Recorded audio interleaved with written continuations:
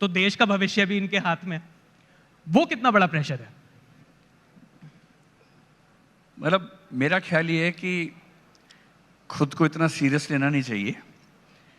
मैं किसी का फ्यूचर बनाता हूँ, ये बहुत बड़ी गलतफहमी है अगर मैं ऐसा सोच लूँ तो। मैं तो पढ़ाता हूँ, उनमें से जिन बच्चों में मेहनत करने का जज्बा हो, इंटेलिजेंस का ठीक लेवल हो, मेहनत करते हैं, थोड़ा किस्मत का मामला भी होता है तो वो आईएएस बन जाते हैं। लेकिन ये गलतफहमी मुझे एकदम नहीं है कि मैं देश का भविष्य बना रहा हूँ या मैं बच्चों को आईएएस बनाता हूँ। वो खुद बनते हैं, मैं तो सिर्फ इनेबलिंग तरीके से कुछ हेल्प उनकी करता हूँ, इतना ही है बस। और प्रेशर तो है ही, आप जो भी काम करते हैं आप पर प्रेशर है कि व्यूज़ अच्छे आएँ, मुझ पर प्रेशर है कि बच्चे जिस उम्मीद से मेरे पास आए हैं उन्हें वो ज़रूर मिल जाए, तो वो हम हैंडल करते हैं, डेफिनेटली कर लेते हैं। विकास सर, इस प्रेशर में पेरेंट्स का कितना प्रेशर है? क्योंकि लोग बच्चों पर प्रेशर की बात करते हैं, मैंने आपके ऊपर प्रेशर की बात कर ली। क्या आपको लगता है कि ये जो आईएएस की जो कोचिंग होती है उसमें कम से कम एक दिन, शायद लास्ट डे हो, पेरेंट्स की भी कोचिंग होनी चाहिए कि भाई इतने प्रेशर को कैसे हैंडल करना है, कम से कम रिजल्ट के बाद कैसे हैंडल करना है? मेरे ख्याल से पेरेंट्स की कोचिंग तो उसी दिन होनी चाहिए जब वो पेरेंट्स बनते हैं, और हमारे देश में बच्चों की कोचिंग से ज़्यादा ज़रूरी है पेरेंट्स की कोचिंग करना। मैं भी एक पेरेंट हूँ और मैं भी इस बात को समझता हूँ। एक अजीब सा भय बच्चों के मन में रहता है। उनको, मैंने कई बच्चों को देखा, एक जिक्र करूँगा आज एक एग्जाम्पल का भी। जैसे मैं हल्का जिक्र करता हूँ फिर वापस आता हूँ। मुझसे कई लोगों ने पूछा कि इतने विद्यार्थियों को पढ़ाने के बाद ज़िंदगी में सबसे ज़्यादा अच्छा अनुभव कौन सा रहा। मुझे एक एग्जाम्पल याद आता है, आज से करीब 15-17 साल पहले का। एक लड़की मुझसे मिलने आई जिसकी उम्र रही होगी करीब 21-22 साल उस समय, और उसने रोते हुए मुझसे एक बात कही कि मैं गांव में थी, कस्बे में, गांव में कहीं, और वहां मेरे साथ रेप हुआ। और जिस तरह से उसने डिस्क्राइब किया बहुत ही घबराने वाली बात थी। तो मैंने कहा फिर आपने पुलिस कंप्लेंट तो की होगी, पेरेंट्स से बात की होगी। उसने कहा मैं दुनिया में ये बात किसी से भी डिस्कस कर सकती हूँ, आपसे कर सकती हूँ, अपने पेरेंट्स को नहीं बोल सकती। क्योंकि जब मैं छोटी थी कुछ रिश्तेदारों ने ऐसी हरकतें की थी और मैंने जब अपनी माँ को बोला तो मेरी माँ ने मुझे डांट के भगा दिया। और उस लड़की के मन में एक ही सपना था, बोले मुझे नौकरी नहीं चाहिए, मैं जिंदगी जी लूंगी, मेरा मन करता है कि मैं पुलिस बनूं और कम से कम अपने इलाके में किसी और बच्ची के साथ ये ना होने दूं। और मेरी ज़िंदगी का सबसे सेटिस्फाइंग समय वो था जब 3-4 साल की मेहनत के बाद वो लड़की आईपीएस बनी।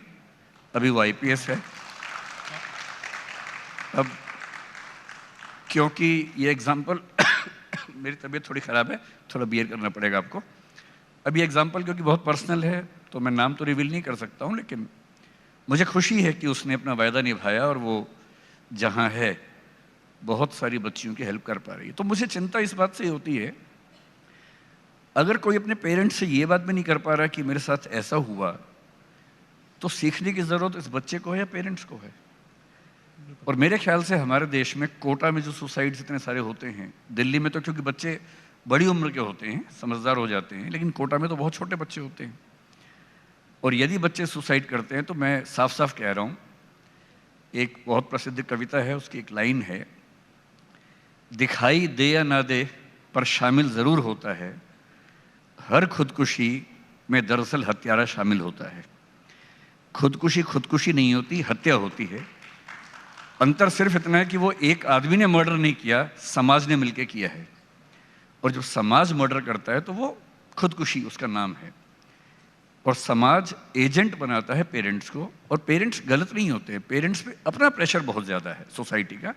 मैं ये नहीं कह रहा कि पेरेंट्स को टांग दीजिए, पेरेंट्स पर भी बहुत प्रेशर है, लेकिन पेरेंट्स को समझना पड़ेगा कि अगर समाज के प्रेशर को उन्होंने बढ़ा के या उतना का उतना बच्चे पर डाल दिया तो फिर पेरेंट होने का मतलब क्या हुआ।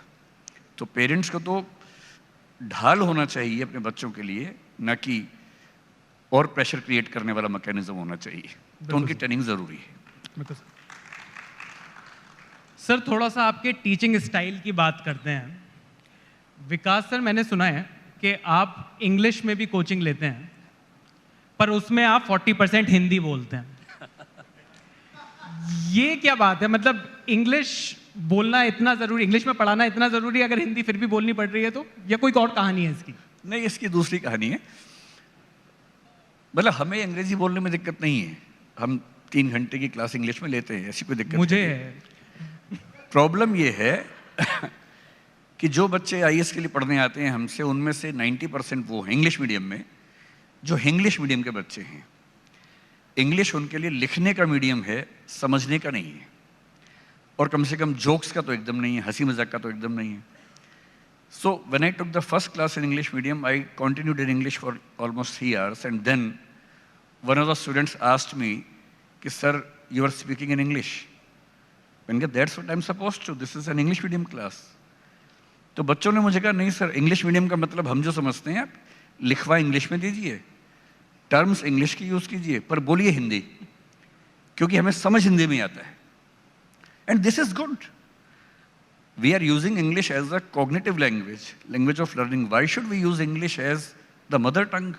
Why should we use English as the language of jokes and humor? हम अपने तरीके से यूज करेंगे भाषा को। पर सर इंग्लिश स्पीकिंग वालों का कोई एज है क्या हिंदी बोलने वालों के ऊपर? जरूरी नहीं है। इज्जत तो उन्हें ज्यादा मिलती है। हाँ, ये है हमारे समाज में, यदि कोई इंग्लिश बोले तो लोग मान लेते हैं कि ये बहुत ही समझदार व्यक्ति है, चाहे वो कितनी भी खराब बात बोल रहा हो। और हिंदी वाले को एक प्रेशर होता है ये साबित करने का कि नहीं, मैं अच्छी बात बोल सकता हूँ। मैं आपको एग्जांपल देके समझाता हूँ। हम आईएएस के इंटरव्यूज जब लेते हैं, मॉक इंटरव्यूज, अगर किसी बच्चे की बैकग्राउंड में लिखा हो कि उसने इंग्लिश ऑनर्स किया, मास्टर्स इन इंग्लिश किया, हम प्रिज्यूम करते हैं कि बहुत समझदार बच्चा होगा। कई बार गलत भी साबित हो जाता है। और अगर कोई बच्चा संस्कृत से या उर्दू से या अरेबिक से पढ़ के आया हो, हमारी प्रिजम्पशन होती है कि उस बच्चे के पास बहुत कम चीज़ें होंगी, विजडम कम होगी। गलत प्रिजम्पशन है। उस बच्चे को कम से कम 10 मिनट तो ये साबित करने में लगते हैं कि नहीं, मैं भी समझदार हूँ, और उसके बाद फिर वो अपने आप को साबित करता है। ये सोशल प्रॉब्लम है। हमारी सोसाइटी इंग्लिश को ओवर वैल्यू करती है, जबकि भाषा क्या है? आप जिस समाज में रहते हैं वहाँ की भाषा बोलते हैं। It's as simple as that. England का बच्चा गधे से गधा बच्चा भी इंग्लिश बोलता है, लेकिन बात तो गधेपनी की करता है उसके बाद भी। और हिंदुस्तान का बच्चा, हिंदी बेल्ट का बच्चा हिंदी सीखेगा तो हिंदी में बात करेगा। समझदारी और भाषा कोई ऐसा नेसेसरी लिंक थोड़ा ना है कि समझदारी एक भाषा में ही आएगी, किसी में भी आ सकती है। सर यंगस्टर्स को पढ़ाने के लिए आप भी ह्यूमर का सहारा लेते हो। बहुत सारे लोग अब ह्यूमर का सहारा लेने लगे हैं। पहले तो सिर्फ लड़की को इम्प्रेस करने के लिए ही सेंस ऑफ ह्यूमर का सहारा लेना पड़ता था, अब पढ़ाने के लिए भी लेना पड़ता है। जब मैं छोटा था, मैं हरियाणा से हूँ, तो जो बात आपने कही, हमारे स्कूल में कहावत थी लड़कों के बीच में कि अगर किसी लड़की को इम्प्रेस करना, उसे हंसाओ। और एक कथन चलता था, हंसी तो समझो फंसी। तो हम तो उसी जनरेशन से सुन के बड़े हुए। पर मैंने पाया पढ़ाते हुए, क्योंकि हमारे यहाँ क्लासेस काफ़ी लंबी होती है, 3 घंटे की एक क्लास होती है, और कभी कभी आधे घंटे के ब्रेक के बाद फिर 3 घंटे, फिर 3 घंटे, कभी कभी ऐसा भी होता है रेयर सिचुएशंस में, वैसे 3 घंटे की। एक जनरल स्पैन ऑफ अटेंशन किसी इंडिविजुअल का 1 मिनट के आसपास होता है। बहुत एक्सटेंड करें तो एकेडमिक्स में 40 मिनट 50 मिनट का हो सकता है। इसलिए आप देखेंगे कि स्कूल्स में, कॉलेजेस में लेक्चर का जो ड्यूरेशन है that is 40 minutes 50 minutes on an average. हमें 3 घंटे पढ़ाना होता है। तो एक ज़रूरी चीज़ है कि बच्चों को बार बार रिफ्रेश करते रहें। रिफ्रेश का बटन तो है नहीं कंप्यूटर की तरह से आपने दबाए और रिफ्रेश हो गए। तो हमारा मैकेनिज्म है रिफ्रेश करने का कि हंसी मजाक करें, और मजाक के थ्रू उन बच्चों को वो ज़ोर से ठहाका मारें, थकान दूर हो जाए, फिर से बात शुरू कर दें। लेकिन इसमें 2 बातें ध्यान रखने की होती हैं।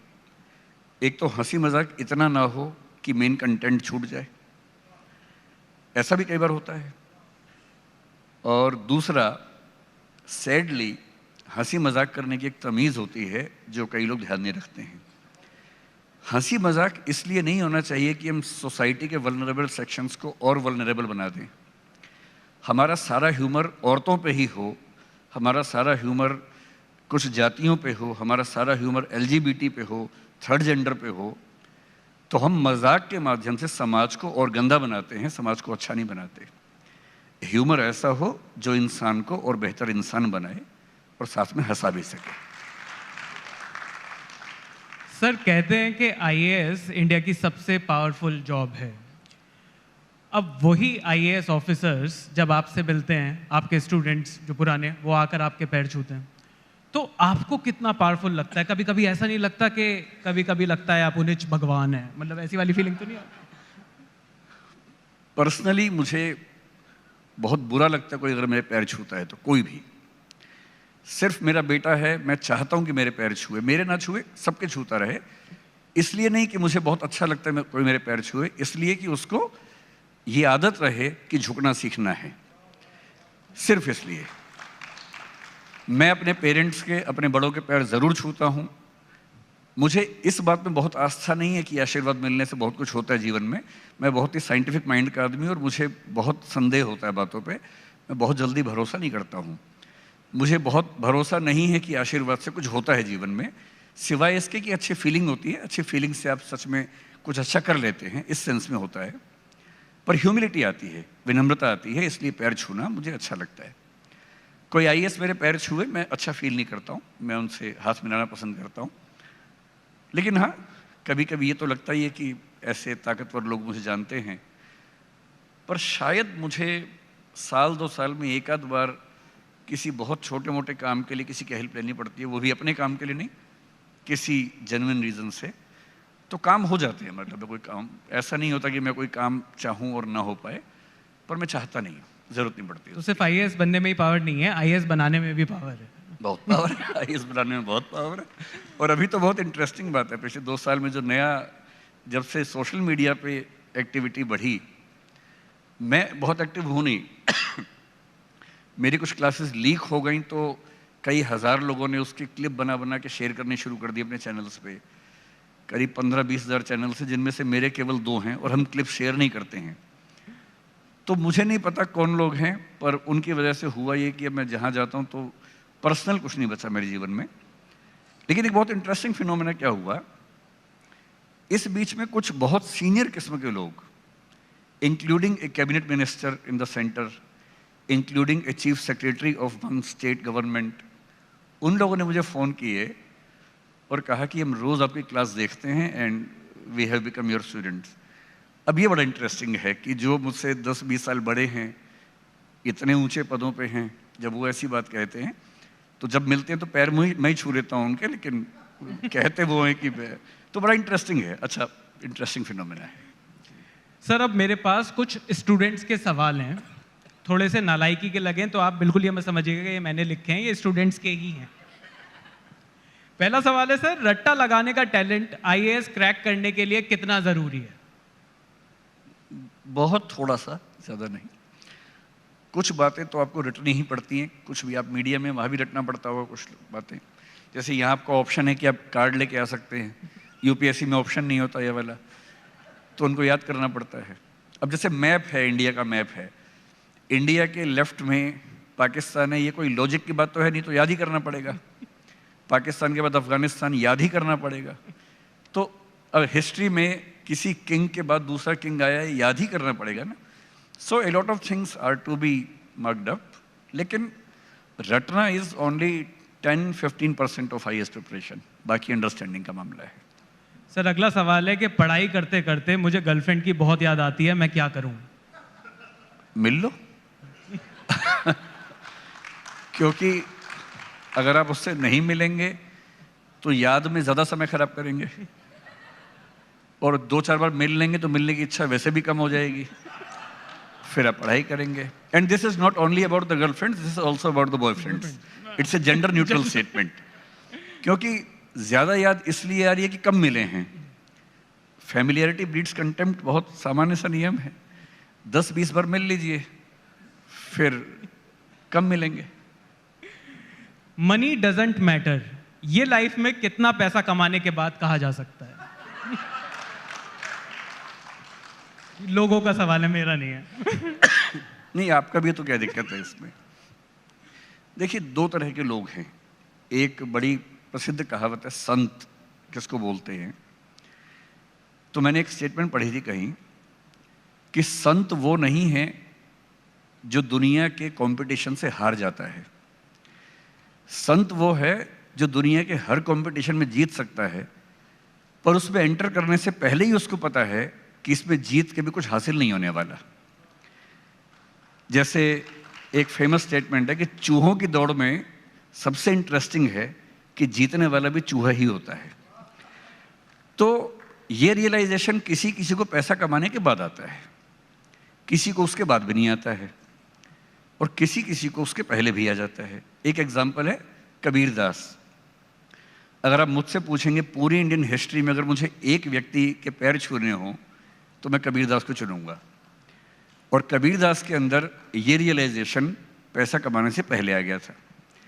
लोग उनको पैसा ऑफर करते थे, पर वो क्या बोलते थे, साईं उतना दीजिए जा मैं कुटुंब समाए, मैं भी भूखा ना रहूं साधु न भूखा जाए। सिर्फ इतना चाहिए कि पेट भर जाए और कोई मेहमान आए तो उसका पेट भर जाए। उन्होंने पैसे को हाथ तक नहीं लगाया कभी। इसका मतलब ये नहीं कि वो नहीं कमा सकते थे। बाकी लोग भी हैं, कमाते हैं और कमाते हैं, गलत तरीकों से भी कमाते हैं, स्कैम करके कमाते हैं। तो कुछ लोगों की भूख कभी खत्म नहीं होती, कुछ की एक लेवल पे खत्म होती है, कुछ शुरुआत के समय ही खत्म कर लेते हैं। डिपेंड करता है कि उस व्यक्ति का व्यक्तित्व कैसा है, पर्सनैलिटी कैसी है। अगर अभी ये सवाल मुझ पर टारगेटेड था तो मैं अपने बारे में जवाब दूं। बताइए सर। मैं अब जनरली पैसे के लिए काम नहीं करता हूं, लेकिन जैसे 3 इडियट्स में एक डायलॉग है, एक लेवल के बाद आप कुछ भी करते हैं तो पैसा आ ही जाता है, लेकिन मैं पैसे के लिए अब काम नहीं करता हूं। मेरा मोटिवेशन अब वो नहीं रहता। मेरा मोटिवेशन कुछ अलग किस्म का है जिसमें पैसा बड़ा फैक्टर नहीं है।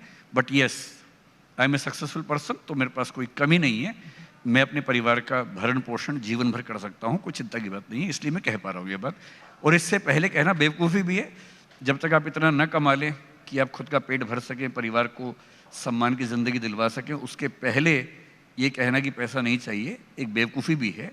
या तो संत हो जाइए, और यदि सांसारिक जीवन जी रहे हैं तो ठीक से निभाइए उसको। फिर सर कई बार ना रिश्तेदार ऐसे ही पूछ लेते हैं कि कितनी सैलरी है, तो इसका क्या जवाब देना होता है?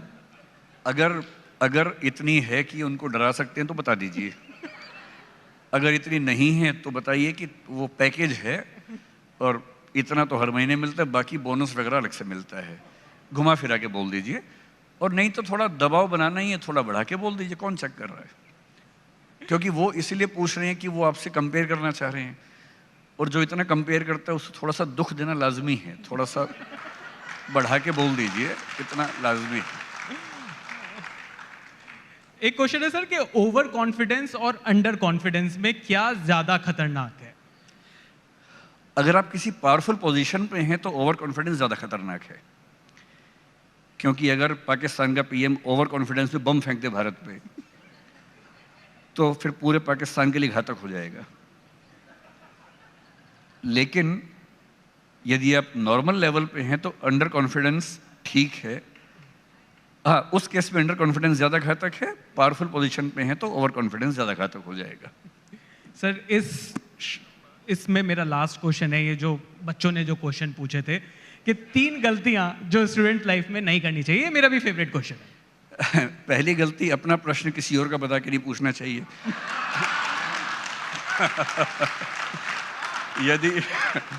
यदि आप कोई सवाल पूछना चाह रहे हैं तो अपने सीने पर रख के बोलिए कि मेरा सवाल है।